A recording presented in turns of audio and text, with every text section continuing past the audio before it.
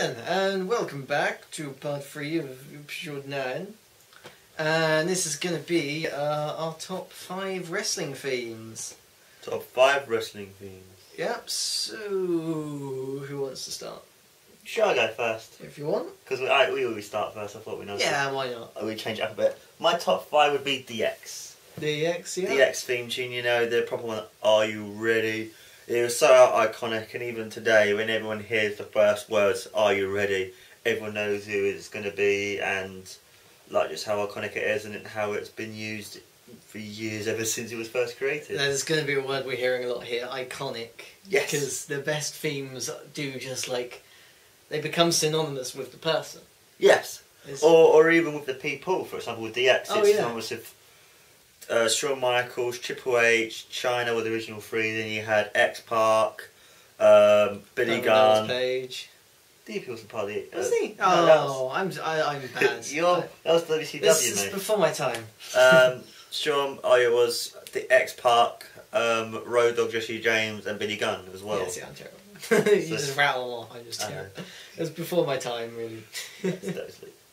Which is why my number 5 is... One of my earliest wrestling memories is watching the tag team Too Cool, who have a terrible theme, but something is it brings out a load of nostalgia. Yes, like when it's so beautifully terrible 90s music. And when you see them, you know when the music starts, you know they're going to dance. Like they always dance after a single match. They always have 5 seconds of just dancing, which is just awesome. It's just like I just find it funny because it's just typical 90s rap cheese. It's just all that but really it's good rap white cheese. It's cheese that I love, but it's definitely just really cheesy. It's like just typical really bad 90s whiny synth music, and it's terrible but really fun. Yeah, totally, man. And that's why I love it. I don't know why I put it in the top 5 best, because it is not one of the top 5 best songs. But it's not shouting for you, is it? Yeah, it's not about the song. It's about how it works with the wrestlers. Yeah, of course. My 4th one would be Owen Hart's theme tune, his original one, the King of Hearts. Because at the time it was good, because even though he used it as a face, he was able to use it as a heel, and when everyone heard the song, they knew he was coming out, and how it's cool that he was able to be different to his brother. And honestly, out of the two, I've always preferred Owen Hart more to Bret. Controversial. Yeah. Well, I don't know, because I didn't really watch either of them when I was younger. It was again before my time. In peace. I still remember the night he died. Rest in peace, Owen Hart. I cried after that. But his theme was awesome. The wrestler was awesome, and I didn't know he was dead. Really? He was one of the first main ones. Really terrible. Then again, he only watched wrestling properly since 2002, maybe even 2009. I think 2002 is being very generous. Alright, 2009 or 10 you started watching it properly. That's when I started watching it actually weekly. Yeah. Don't worry, fans. I'll teach you more about wrestling history. Don't you worry. I can't believe you I'll never knew that. I'll teach you good taste in other things. Yes, it's like, how do you not know that one of the greatest wrestlers of all time died?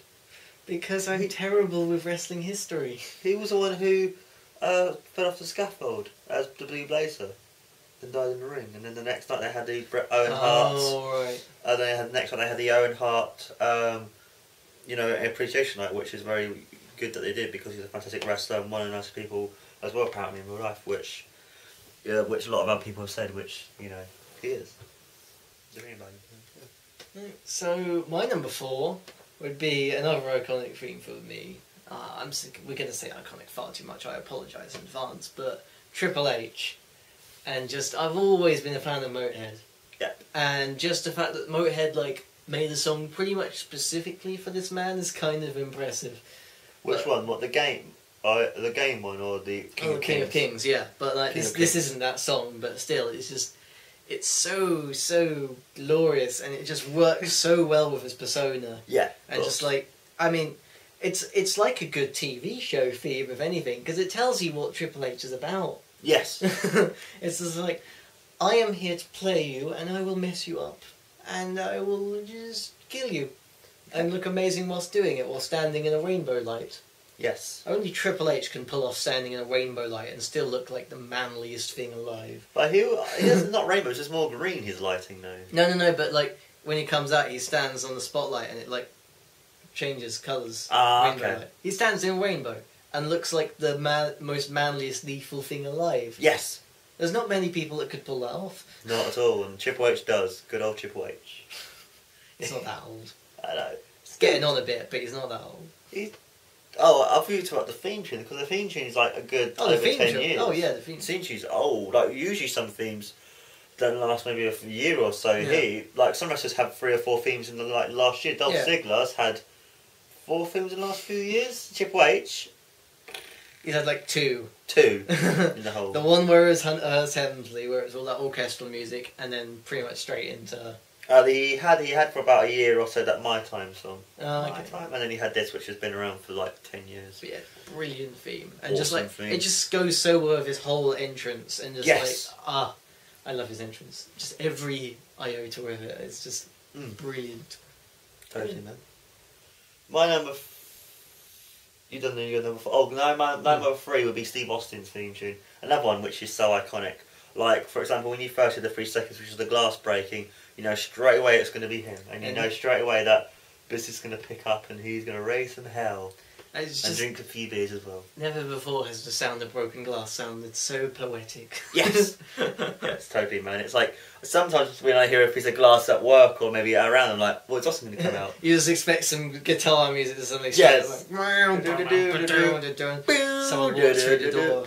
Yes, brilliant. Oh, I love Austin. See, if the world would be a much better place where if you could just like break some glass and the Stone Cold would just suddenly appear. That'd be nice. That'd be awesome.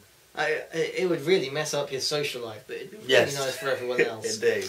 And how would he able to fly it places across the world? And if it happens at the same time twice, would he have to? Look, it's simple. When he was 8, he made a magical wish that his teddy bear could talk, and now he's summoned by broken glass. It makes total sense. Skip forward 30 years later, Stone Cold. See, now if you just watch this part, you're not going to get the rest of it. So, I'm just being cruel, maybe to you. Boom, boom, boom. Just don't punch me. Don't touch me. I don't actually touch you. You're out of line, Mark. You're out of control. Your 3rd seconds. Fine. 3rd one is when I actually started watching TNA. This theme was the one that just struck me as being just awesome, and it was simply the sound of cracking open a beer and hearing the shouts, "Beer!" and everyone in the crowd just shouting, "Money!" And just from that point on, I was like, just amazing. Because this is I hadn't seen tag team wrestling in a long time. And then when these guys came out, I'm just like, this is a tag team. Yeah. This They're is really a tag good team. tag team You've together. got, and it's just like, they are so much like DX. They really have that DX dynamic going on, where you have the serious one, Robert Roode, who's basically Triple H, and then you have the fun-loving one, whose name eludes me because I'm so bad at remembering his name, James Storm, who's the fun-loving drunk one with a cowboy hat. Yeah. They are so much like DX, and they are so much a rip-off, but I do not give a damn because I love them both that much. They're very good And wrestlers, fantastic ones. I mean, the best themes for me are ones that get the crowd going. Yes. And this one just instantly, everyone in the crowd is instantly tuned in and just like, yeah, here we go, now we're serious. Yes. And I love it. And the song is actually really great. It's like folk metal. Yes. And, yeah, I've always just loved stupid genre mashups like that. Yeah, It's awesome nice. song. It's lovely. My second theme should be Demolition's theme. Where here comes the axe, here comes the smasher. It's just like, it's so iconic for me because they were the tag team that I just loved and who, you know, are my favourites. And the cool thing about them is you knew shit was going to come down. They used to come out, they used to brutalise everyone, used to smack each other around. But when you watch them back now, you can see how much wrestling has changed. But even now, when you watch them back, you're just like, oh my god. They were such good people. When they became faces and you heard everyone go and cheer as well. They're such good people. They are. When they became faces as well, they were like, oh my god, they're now on our side because they were big, brutal. And when you hear the music, you knew they were going to come out and they were going to just destroy people, as their theme tune said. And their pain is destruction is our middle name. I just love the idea of you thinking it's like someone comes along and you hear this song, here comes the axe, here comes the smasher. Oh, these guys are nice. I'd just like to have, just sit down in the woods and just have a picnic with these guys, because I'm sure they'd be really pleasant company. But the feature is awesome though. As you heard from some of the things, it's a cool you showed it me now. It's very, very typical 80s. Like, really, really 80s. And it works for him. Yeah. And he used to come out in like all this cool like leather stuff, and he used to look like face paint, proper face paint. And he used to like look like Jason Voorhees with his mask was like all black, and you know, just from everything from the entrance, just was fantastic about them. The attire, the music was just made them who they became. That's the thing about wrestling themes. If the wrestling theme was rubbish, you know, people wouldn't get them as much. A good theme can help the worst wrestler become the most iconic wrestler. Yeah. It really, really helps. And on that note, Kurt Angle. Yes. Because that theme alone is boring and generic as hell. It really is. It's just so typical, like, Olympic sportsman stuff. But when Edge came out and did this whole spiel about everyone going to Angle, you suck, and then and then just the crowd catching on, hang on a moment, this goes perfectly with his theme song. Yes. And just and it's just like I cannot listen to that theme now without the sound of thousands and thousands of people just shouting along to the song. Yes. You suck. And the funny thing is as well though, even as a face everyone still chanted you suck. Even when everybody loved, and I mean everybody, me included, loved Kurt Angle, and he was the epitome of just badassery and coming out to the ring and just tearing apart his opponents. Even then, it became a term of affection. Yes. Just everybody, just like incredibly hyped and going, you suck. And that's one of the most disappointing things about recent Kurt Angle in TNA. No, you suck entrance. He purposely changed this theme so that he couldn't go, you suck. Bless the audience, they tried. Yes. They really tried to do it. But it's just too fast, and I don't like TNA because of that. That's one of my main points against TNA is changing Kurt Angle's theme so people can't shout "you suck" along with it. I just genuinely, it enraged me. I was genuinely angry, legitimately angry. I'm not even joking. I wanted to punch someone. Really? I really did. I'm like, what are you doing? What are you doing? Wait, you can't change that. You can't. No, just go back. Calming HP down for a second. My number one wrestling feature has to be Hulk Hogan's Real American. That song is probably one of the most iconic theme tune ever. That's a good song to calm me down with. It's a classic song. When it plays, everyone knows Hulk Hogan's be coming out, and it's just so iconic. The music is amazing. Oh, I'd happily listen to it. Walking down the street, singing along to it. If you sing along, maybe people, as Hulk Hogan is probably the most well-known wrestler of all time, they would probably know what that song is. Yeah, I mean, it's a good song to calm me down with, because on the topic of TNA, oh wait, they changed the theme song too. Why did they change Hulk Hogan's theme? Because it's probably owned by the WWE. I don't care. Real American is Hulk Hogan's theme. Why would TNA just? Why won't you? I feel like have you heard his other wrestling theme tune, that American-made one they did for him? It's not as good as Real American, but Real American is awesome, number one. Nothing else should be Hulk Hogan's theme. And what did they do? They changed it. But even in the NWA, they never had Real American. They changed. I know, and that's why Hulk Hogan was not good in NWA. I'm joking. He was good, but that's Real American should be Hulk Hogan's only theme. Yeah. Ever. In the history of ever, because it's too iconic and it's too much embedded in his persona mythos of Hulk Hogan. Yes, because he is a real American. He is, and it's how it's the whole American Pie, apple pie, country music, Hulk Hogan, 24-inch pythons. The usual with the Stars and Stripes. Yeah, and it's you don't change it. So why did you change? My number one, Chris Jericho's theme. That's good. Because my God, do I love the atmosphere just the simple countdown makes. That Chris Jericho's countdown is a thing of beauty, and the whole entrance just gels with the song, and it's never changed. It's changed subtly, but it's never changed. Yes. And it's just, I mean, everything from the sound each of the countdown makes, the look, the pyro that comes afterwards, the lighting when it's just revealing Jericho standing there like an Adonis, arms spread wide, and then turning around and the music blaring, and just, it's everything an entrance should be. It completely amps everyone up. Yep. And just everyone is excited to see Chris Jericho when he comes out.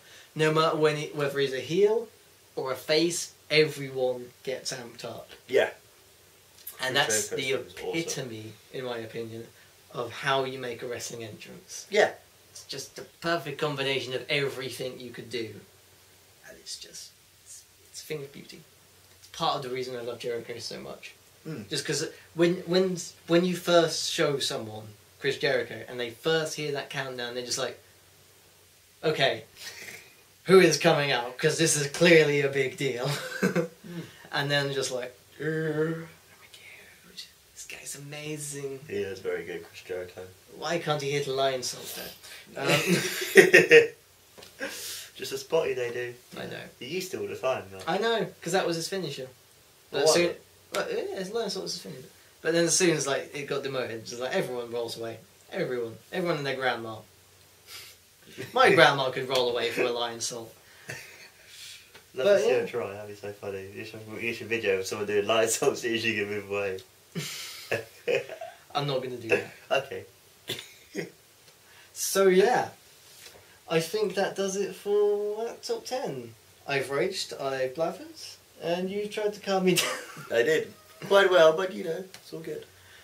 Well, guys, that has been another episode of GEEKAMANIA. It was split into 3 parts because why not? Why Experiment. We like to fiddle with the things a bit. So if you like it, Yeah. just let us know you like it. If you think we're wrong and stupid for doing this and you hate us, let us know. Just Yeah. Yeah. And give us any ideas of We don't care. We're episodes. malleable. We're nice and flexible. Remember, we have a Facebook page. Remember to like us on Facebook.